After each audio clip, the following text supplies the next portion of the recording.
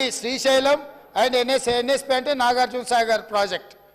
In terms of Gazette notification dated 15/7/2021, 15/7/2021 la ప్రాజెక్టులు ఏవేవి ఎట్లా హ్యాండ్ ఓవర్ చేయాలనో కంప్లీట్గా గెజిట్ నోటిఫై చేసింది అధ్యక్ష 15/7/2021.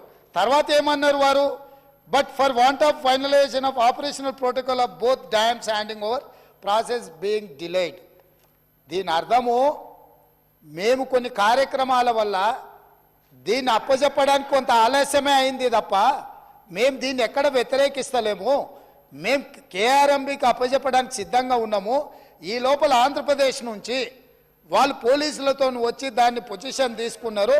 దీన్ని తక్షణమే మీరు పరిష్కరించండి అని చెప్పి మీరు కేంద్ర ప్రభుత్వానికి లేఖ రాసి డిసెంబర్ 1 నాడు 30 తారీఖు నాడు పోలింగ్ జరిగింది. 3 తారీఖు నాడు ఫలితాలు వచ్చినాయి.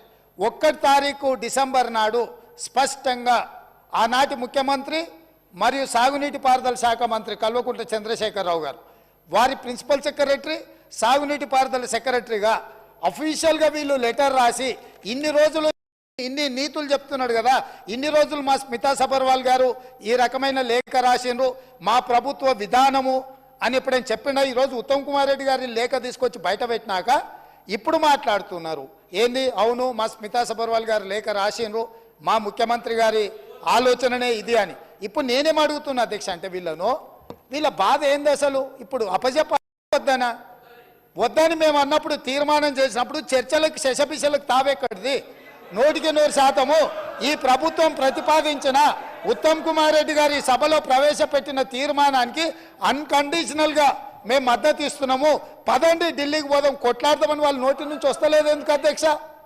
అసలు వాళ్ళ నాయకుడు ఎందుకు రాలేదు, ఎందుకు ముఖం చాటేసిండు అంటే ఈరోజు ఇక్కడికి వస్తే వీళ్ళకి ఎవరికి విలువలేదు అధ్యక్ష. పార్టీలో వీళ్ళ మాటకు విలువలేదు, మనుషులకు విలువలేదు. పార్టీ యజమాని ప్రతిపక్ష నాయకుడు వారు వచ్చి మాట్లాడాలి ఇక్కడ.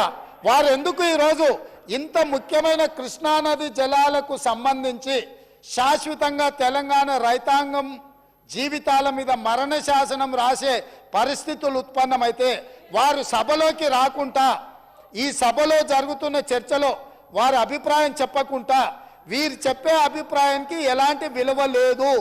వీళ్ళు ఎంతసేపు మాట్లాడినా ఈ మాటలకు ఈ చర్చలకు ఏమాత్రము చట్టబద్ధత లేదు. కాబట్టి ఇప్పటికైనా మీరు వారికి సూచన చేయండి, లేకపోతే సభ వాయిదా వేయండి. చంద్రశేఖరరావు గారిని సభలోకి రమ్మనుండ్రి. చంద్రశేఖరరావు గారు వచ్చినాక, ఎందుకంటే ఈ 10 సంవత్సరాలు జరిగిన పాపాలకు వారు కారణము. పాపాల భైరవుడి సభలోకి వచ్చి చర్చ చేస్తే తప్పకుండా మేమందరం కలిసి సమాధానం చెప్తాం. వారిని సభలోకి రమ్మనుండ్రి, చర్చ చేద్దాం. ఎవరు తప్పు చేసిండ్రు, ఎవరు తెలంగాణకు అన్యాయం చేసిండ్రు, ఎవరు తెలంగాణకు రావాల్సిన కృష్ణానది జలాలలో వాటాలను ఎవరు తెగనమ్ముకున్నారు, ఎవరు చేపల పులుసుకి అలసిచ్చిండ్రు తెలంగాణ నీళ్ళ దోపిడీకి, వారి సభలోకి రమ్మనుండి. చంద్రశేఖరరావు గారి సభలోకి వస్తే ఎంతసేపైనా మీరు మైక్ ఇవ్వండి అధ్యక్ష. వారికి వీరికి ఏ అధికారము, ఏ హక్కు, ఏ అవకాశం లేదు. కాబట్టి చంద్రశేఖరరావు గారు ఈ సభలోకి వచ్చి వారు మాట్లాడుతూ ఇక వారు మాట్లాడడానికి ఏమీ లేదు, వారు చెప్తే వినడానికి కూడా ఏమీ లేదు అధ్యక్ష.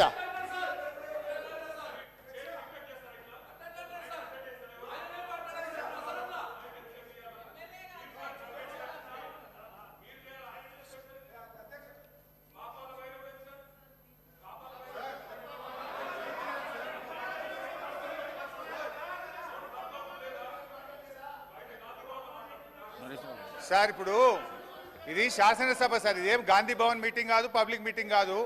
ముఖ్యమంత్రి గారు మాట్లాడిన అన్పార్లమెంటరీ లాంగ్వేజ్ను మీరు దయచేసి డిలీట్ చేయాలని చెప్పి రిక్వెస్ట్ చేస్తున్నా అధ్యక్ష. ఇప్పుడు ఎందుకంత రంది పడుతున్నారా మీరు?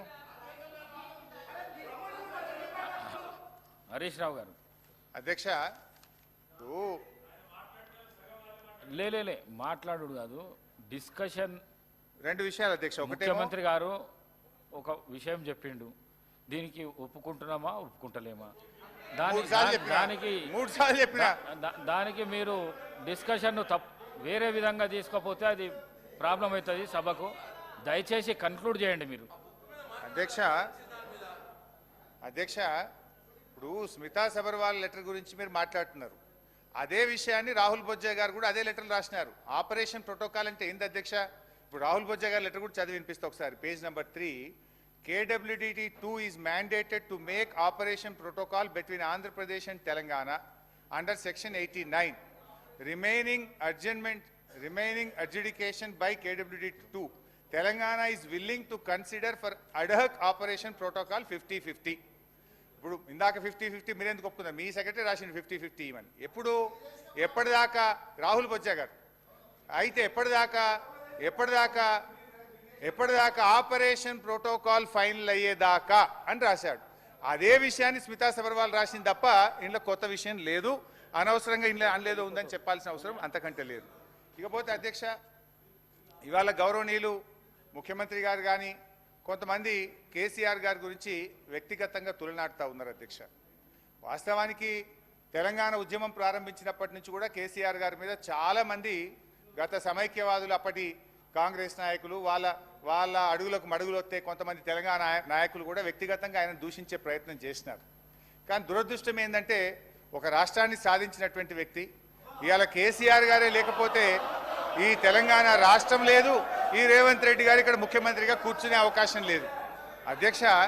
ఎందుకంటే కేసీఆర్ గారు ఆయనను నిందిస్తే మేమేం బాధపడలే అధ్యక్ష. ఈరోజు మా పోరాటం ఏంది? కేసీఆర్ గారిని నిందిస్తే సరే ప్రజలు చూసుకుంటారు. మాకు చాలా మంది ఫోన్లు కూడా చేసినారు.